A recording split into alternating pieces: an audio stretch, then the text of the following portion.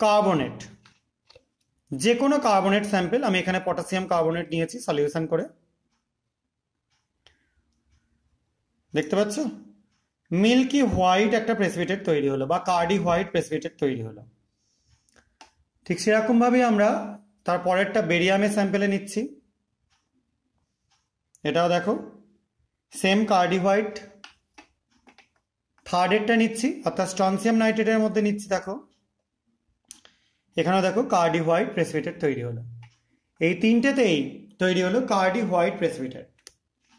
এবং লাস্টের যেটা ছিল ম্যাগনেসিয়াম, তার মধ্যে আমরা যোগ করে দেবো disodium hydrogen phosphate Na2HPO4 solution.